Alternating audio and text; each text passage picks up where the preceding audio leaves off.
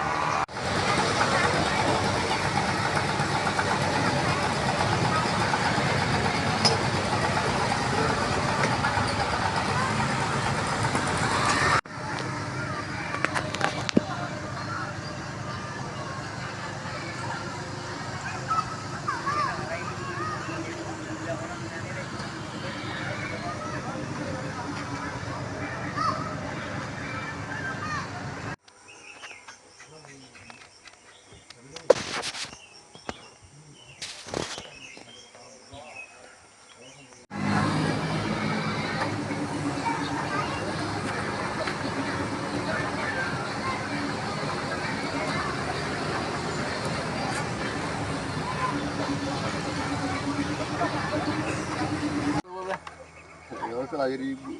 Masalah ibu. Tahun kirim aja pak. Yang ada harga tanah li. Berangkat aja. Ini beli. Ah, Wah ini lah yang mau nih. ya.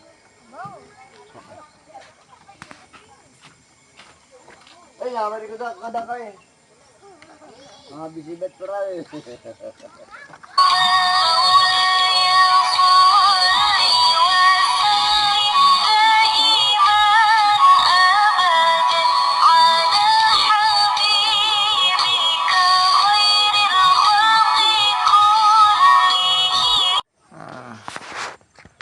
Aur kuning lah kayak lah.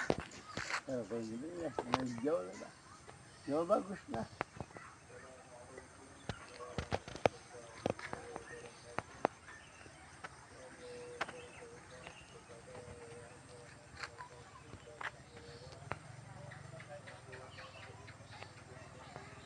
Nah, ada kematian.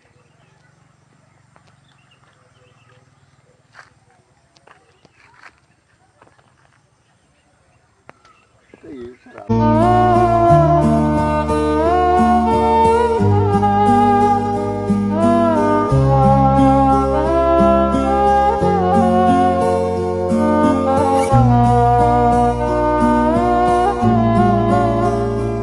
Sunan Gresik Maulana Malik Ibrahim, Sunan Ampel Raden Rahmat, Sunan Giri Muhammad Ainul Yakin, Sunan Bonang Maulana Makdum, Sunan Derajat Raden Qasim, Sunan Kalijogo Raden Syahid, Sunan Muria Raden Umar, Sunan Kudus Ja'far Shadiq, Sunan Gunung Jati Syarif Hidayatullah.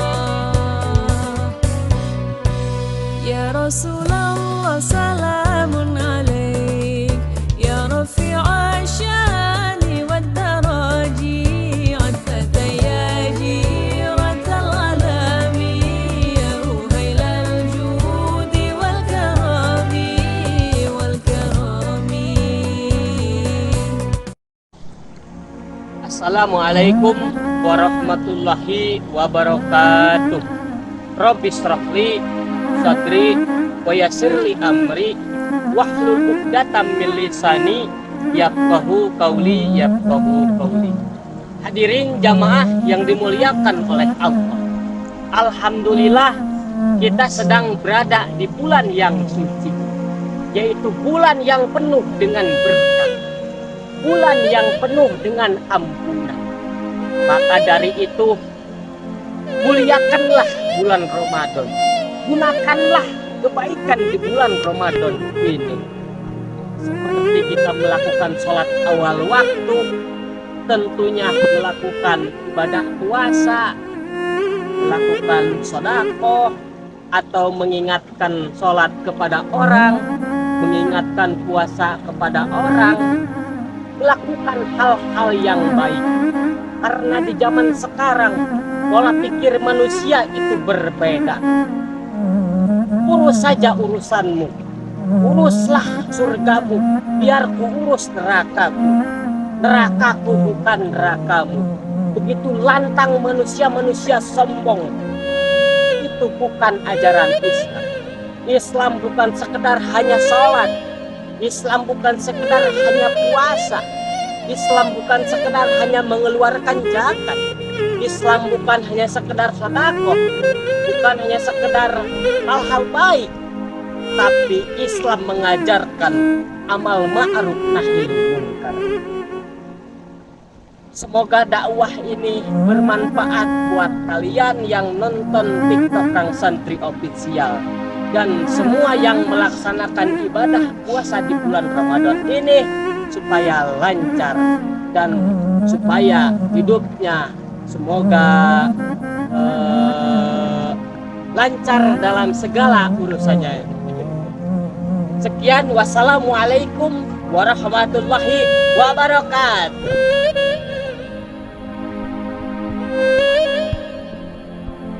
Tidak ada orang yang baik yang tidak punya masa lalu, dan tidak ada orang jahat yang tidak punya masa depan. Setiap orang memiliki kesempatan yang sama untuk berubah menjadi lebih baik. Bagaimanapun masa lalu dahulunya, sekelam apapun lingkungan dahulunya, dan seburuk apapun perangainya di masa lampau, berilah kesempatan kepada seseorang untuk berubah menjadi baik. Surga itu bukan milik anak pondok pesantren. Surga itu milik umat Nabi Muhammad SAW. Karena seseorang yang hampir membunuh Rasul pun kini terbaring di sebelah makam beliau, yaitu Umar bin Khattab. Jangan melihat seseorang dari masa lalunya. Seseorang yang pernah berperang melawan agama Allah, akhirnya menjadi pedangnya Allah, yaitu Khalid bin Walid. Dan juga jangan memandang seseorang dari status dan hartanya, karena sepatu Fir'aun pun saat ini berada di neraka, sedangkan sandal jepit Bilal bin Rabah terdengar berjalan di surga. Intinya begini, jangan memandang remeh seseorang karena masa lalu dan lingkungannya. Karena bunga teratai tetap mekar dan cantik mesti tinggal di air yang kotor. Ingat, Allah mengatakan dalam hadis kudusi, Ya ibna Adam, wahai anak Adam, lau balagat dunubuka anan nas sama, seandainya engkau datang kepadaku dengan membawa dosa setinggi langit dan sebanyak air yang ada di laut, dan juga sebanyak pasir yang ada di laut, summa astaghfartani, kemudian engkau meminta ampun kepadaku, kata Allah, ghafartu lak, maka aku akan ampuni kalian, wala ubali, dan aku tidak peduli dosa yang pernah kalian lakukan. Artinya begitu Allah bersifat dengan maha pengampun. Ampunan Allah tidak pernah terbatas. Jadi jangan menghakimi orang lain menjadi ahli neraka. Barakallahu fikum.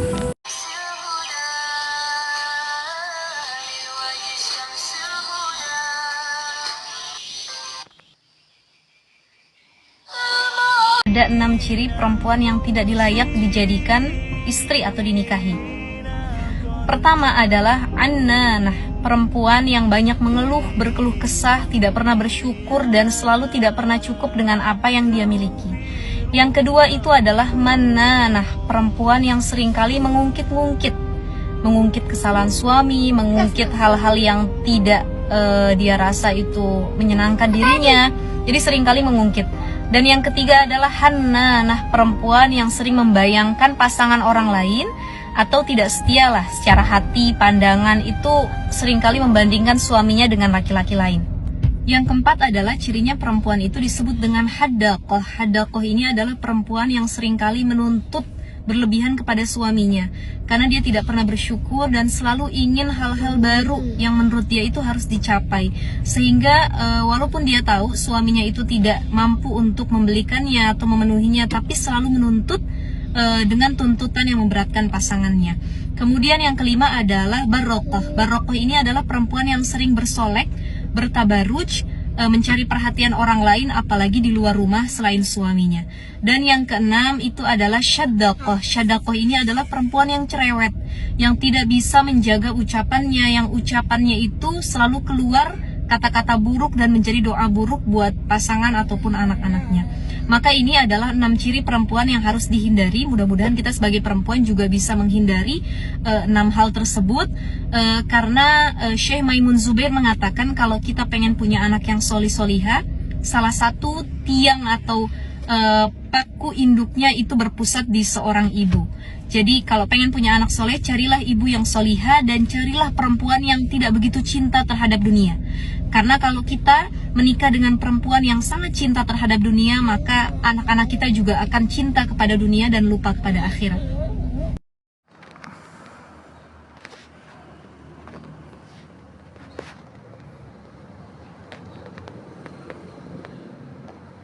Syarat pertama bahagia itu ternyata bukan materi dunia, bukan uang, bukan kedudukan, bukan kemewahan.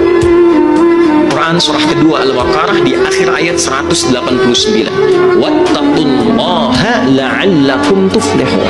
Tingkatkan takwamu kepada Allah supaya engkau cepat bahagia. Bilal itu uangnya lebih sedikit dibandingkan dengan Sayyidina Utsman bin Affan, tapi bahagia. Bayangkan Bilal cuma azan, tiap hari azan, Allahu Akbar, tapi hidupnya bahagia. Ditawari sepeninggal Nabi menjadi hakim agung, hartanya banyak, uangnya banyak, rumahnya megah, hidupnya mewah. Bilal kemudian pergi bersembunyi supaya tidak menjadi hakim agung, bersembunyi untuk mempertahankan sanad azannya dari Nabi SAW. Jadi ternyata kemewahan itu belum tentu mendatangkan kebahagiaan, tapi ketakwaan sudah pasti menjamin kebahagiaan pasti bisa kita raih. Kak Ustadz Abdul Somad ditanya siapa pembuat sholat sunat tarawih sehingga dilakukan setiap Ramadan. Siapa yang membuat tarawih? Umar bin Khattab. Siapa imam yang diangkat? Ubay bin Ka'ab. Nabi tarawih 3 malam.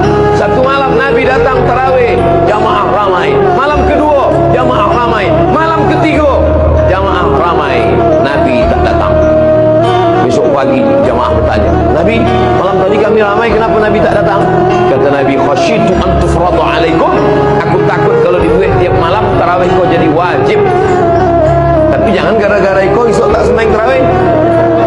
Tanya, kenapa kalian tak tarawih? Nabi cuma 3 malam.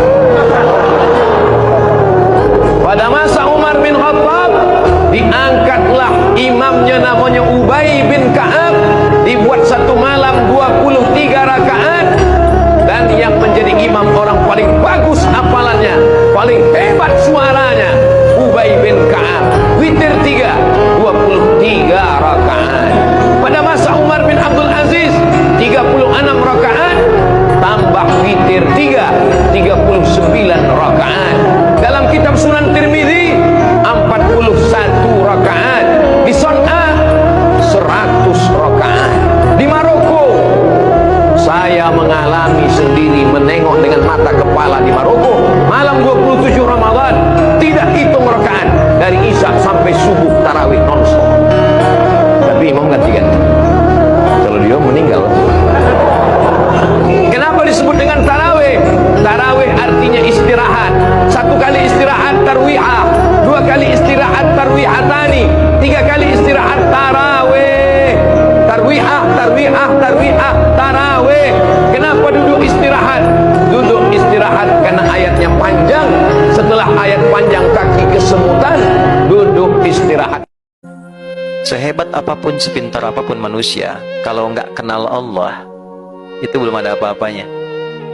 Jadi kepintaran tertinggi itu ketika mengenal Allah. Anda boleh kuliah, boleh sekolah, boleh sepintar apapun, hafal apapun, tapi kalau nggak kenal Allah, itu belum masuk standar pengetahuan yang diabsahkan oleh Al-Quran.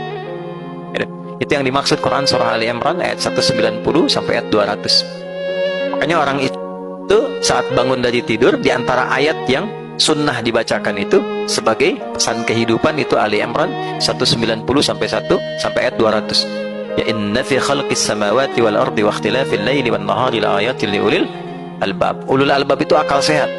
Orang yang punya akal sehat. Siapa yang sehat akalnya itu?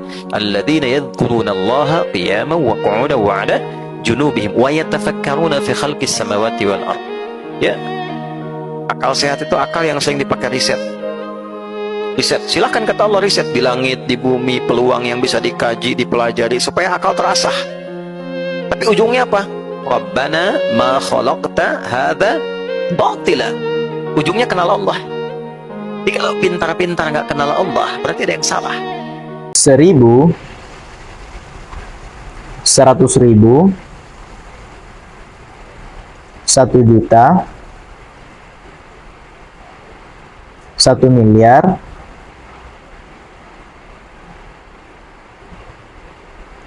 1 triliun,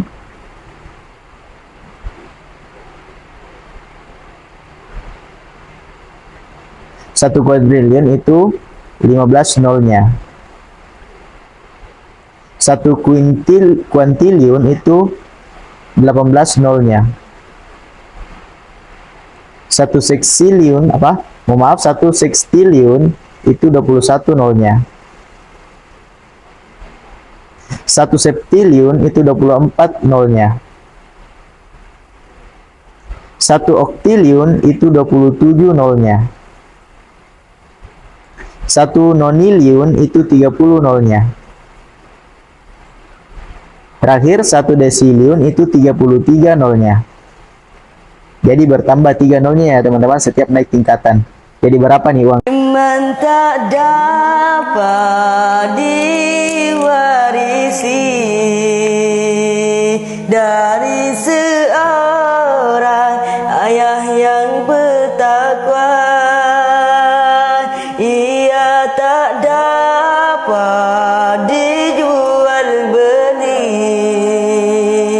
Ia tiada di tepian pantai. Walau apapun caranya jua,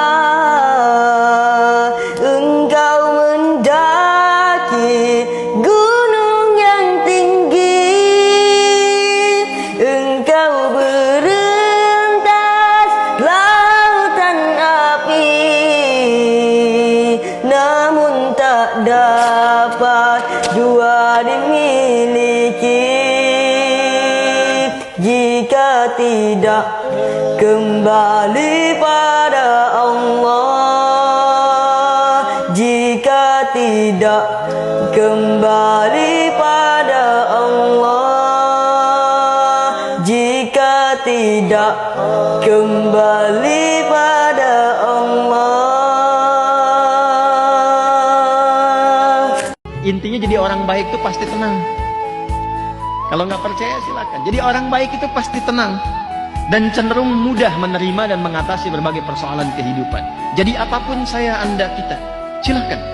Mau jadi pejabat, boleh. Mau jadi pengusaha, bagus. Mau jadi ulama, silakan. Jadi atlet, silakan. Jadi apapun yang Allah titipkan kepada kita, prinsipnya jadi orang baik. Minimal kebaikan itu akan memberikan ketenangan pada diri kita. Dan ketenangan itu yang mahal. Nah, orang baik itu cenderung tenang. Jadi kalau ingin tenang, jadi orang baik. Apapun yang Allah titipkan kepada kita, nanti pulangnya pun tenang karena baik. Ya, pulangnya pun tenang karena apa? Baik. Makanya panggilan jiwanya jiwa yang tenang. Ya ayyatuhan nafsul mutmainnah. Hei jiwa yang tenang. Pertanyaannya, apakah setiap yang dipanggil itu tenang? Jangan-jangan sekarang sedang merasa tidak tenang kan? Halo? Siap gak kalau dipanggil malam ini? Oh, sedang gak tenang. Ini artinya masih butuh amalan ya?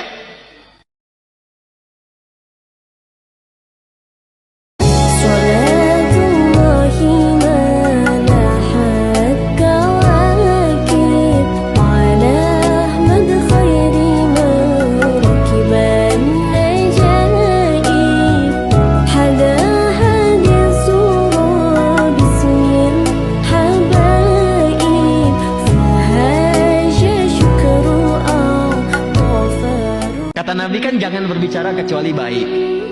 Sekiranya menyakiti orang, tahan. Sekiranya tidak bermanfaat, jangan katakan.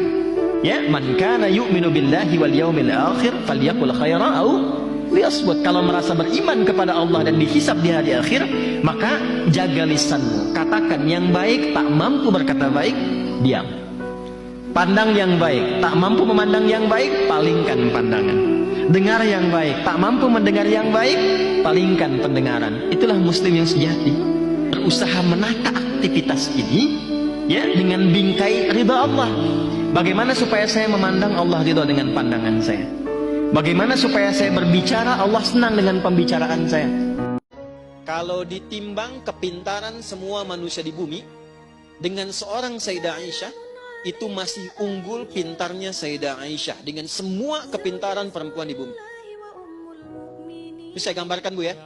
Sayyidah Aisyah itu saking kuat ingatannya, itu bisa mengingat dan menyampaikan kembali semua peristiwa runtut dari awal sampai akhirnya. Dan dahsyatnya bukan hanya saat beliau ada di masanya. Jadi setelah dewasa pun itu bisa cerita masa kecilnya runtut dari kejadian-kejadian. Termasuk semua ayat yang turun di era itu kepada Nabi, itu bisa direkam sempurna. Jadi tahu kapan turunnya, dalam kejadian apa, seperti apa gambarannya Sayyidah Aisyah. Ya. Dan itu dihasilkan bukan hasil dari biasa saja, ditemukan seperti itu adanya, bukan. Tapi dari pendidikan keluarga. Jadi kalau kita belajar biografi Sayyidah Aisyah dan kita ingin ikuti, kalau ibu ingin mencetak anaknya pintar, dengan kepintaran yang tinggi dan dimuliakan bahkan oleh Allah, apalagi sama-sama perempuan, maka kita sudah punya referensinya.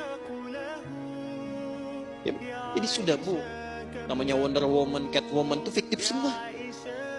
Kita sudah punya idol yang memang nyata sifatnya, sudah nyata. Jangan pernah kau ceritakan tentang urusan rumah tanggamu, kekurangan pasanganmu, sekalipun kata Nabi kepada kedua orang tuamu, fa innahu haram, maka itu haram kata Nabi. Ketika kau bahagia boleh ceritakan kepada rumah tangga keluarga orang tuamu, tapi ketika kau memiliki rumah tangga dan kemudian mendapatkan kekurangan dalam rumah tanggamu, jangan pernah kau ceritakan kepada kedua orang tuamu sekalipun. Orang tua saja haram, apalagi orang lain, apalagi tetanggamu, apalagi sahabatmu, kau ceritakan kekurangan istrimu, kau ceritakan tentang kekurangan suamimu. Nabi berpesan haram, dan itu apabila terjadi awal daripada kerusakan dan kehancuran rumah tangga, kata Rasulullah.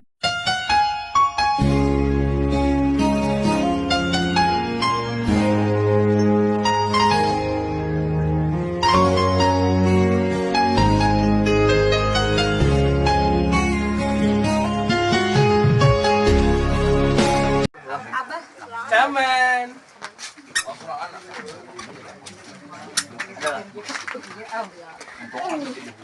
Pisang pian kehujanan. Senggol dong. Nah, tuh senggol dong. Di masjid.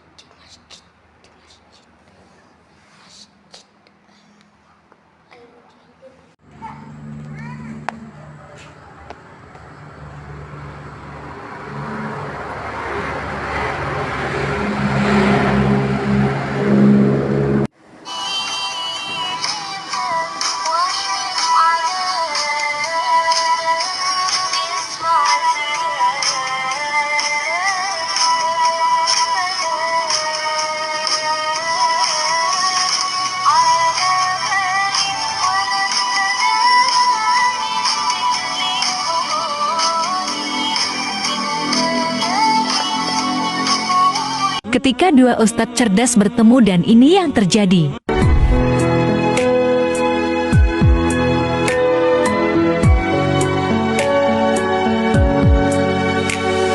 Syukran wahai guruku, engkau telah membimbing daku di jalan yang engkau tuju.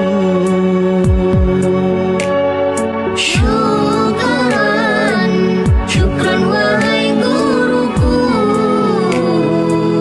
engkau telah membimbing daku di jalan yang engkau tuju.